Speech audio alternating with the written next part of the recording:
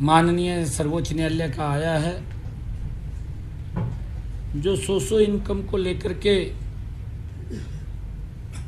हमने अपने प्रदेश के गरीब विधवाओं, गरीब अनाथ बच्चों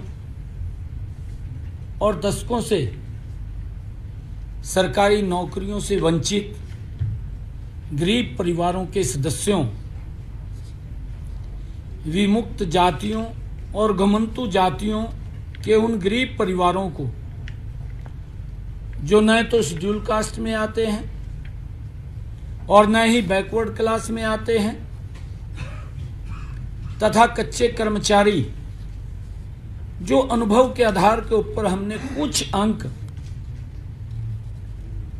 हमने देने की हमारी वर्ष 2018 से चली आ रही इस नीति को के ऊपर आज सुप्रीम कोर्ट का फैसला आया है। इस फैसले का हम सम्मान करते हैं। अगले 100 दिनों में, मैंने पिछले दिनों ये बात कही थी कि हम हरियाणा में 50,000 भर्तियां करेंगे। हम उन 50,000 भर्तियों का आने वाले समय में ये संकल्प लेते हैं कि हम उसको पूरा करेंगे। कि ग्रुप डी में 13,50,000 अभ्यर्थियों ने रजिस्ट्रेशन किया और जिसमें 13,657 कुल पद थे।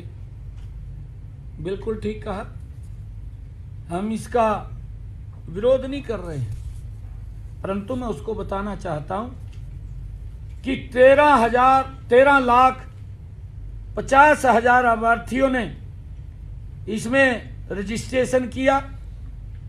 9.5 लाख युवाओं ने पेपर में उन्होंने सीईटी का पेपर दिया और 4,20,000 युवा ने क्वालिफाई किया।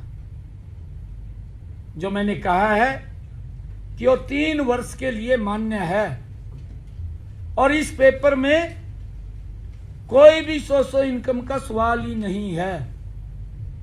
सीईटी से ही हम अगर किसी डिपार्टमेंट के अंदर कहीं आवश्यकता पड़ती है तो हम इसी सीईटी से, जिन्होंने क्वालिफाई किया है, इसी से उठा करके ही उन बच्चों को रजिस्टर करने का काम करते हैं।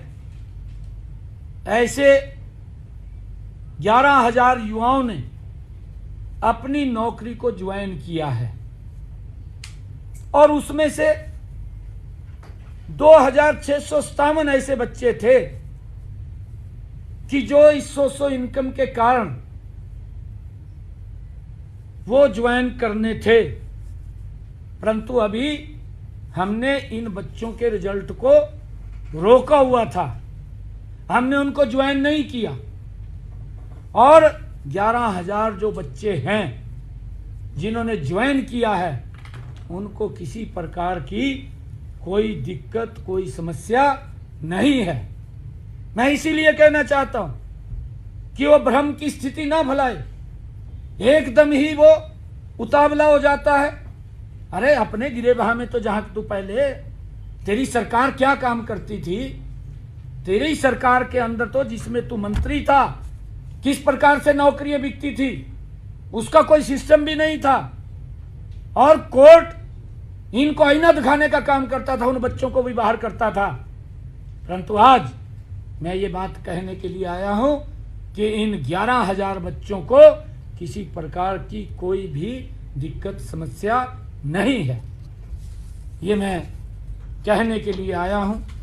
और जहां तक इन्होंने एक और बात की है ग्रुप सी की, ग्रुप सी की भी इसने ट्वीट करके, क्योंकि ये उसकी जानकारी तो इसको होती नहीं है, ऐसी इनके मुखिया हैं पार्टी के, उसको भी कोई लिख करके दे देता है और वो पढ़ करके बोल देते हैं सेम पोजीशन इसकी है। ये भी उसको कोई लिख करके देता है उसको पढ़ देता है, उसकी जानकारी में नहीं जाता। झूठ फैलाना है, क्योंकि डीएनए के अंदर है झूठ फैलाना, और उसको लेकर के लगातार ये झूठ फैलाने के अंदर लगे हुए हैं। इन्होंने जो ग्रुप सी की नौकरियों के बारे में भी बात कही है, इसमें 10,000 से अधिक युवाओं ने 2,000 पदों के लिए पेपर दिया, वो भी सीईटी से था। ये सीईटी का दूसरा भाग है, और ये भाग वो है जिसमें टेक्निकल बच्चे आते हैं। और जब इनको बुलाया गया, क्योंकि उसके अंदर 4 टाइम हम बच्चों को बुलाते थे, सीईटी के अंदर हमारे पास इतने बच्चे ही नहीं थे कि वो 4 टाइम हम बुलाएं।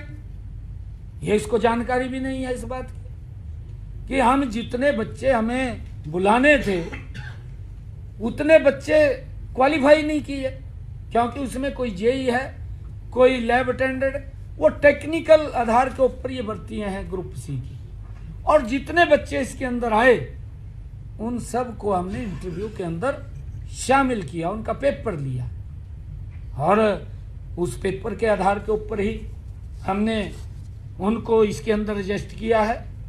अगर कोई इसके अंदर दिक्कत आती है, ये बच्चे ज़्यादा नहीं है, इनका पेपर ही होगा, इन्हीं में से ही होगा, और यही वो बच्चे हैं। एक भी बच्चे को निकलने की इसके अंदर कोई गुंजाइश नहीं है। ये भ्रम की स्थिति फैलाने का काम कर रहे हैं, और मैं आज यही कहने के लिए आया हूँ कि ये लोग अपने गिरेबान में झांक करके नहीं देखते।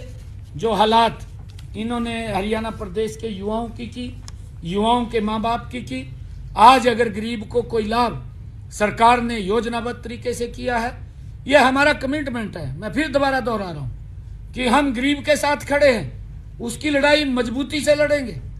हमने चाहे कोर्ट के अंदर रिव्यू पिटीशन में जाना हो, चाहे हम विधानसभा में लेकर के उसको आए, हम मजबूती से हरियाणा प्रदेश के गरीब के साथ खड़े हैं। हमारी सरकार वो गरीब के हितैषी सरकार है। अंत्योदय की भावना से हम काम कर रहे हैं, और उस अंत्योदय की भावना के अंदर हमारी सरकार मजबूती से गरीब के साथ है।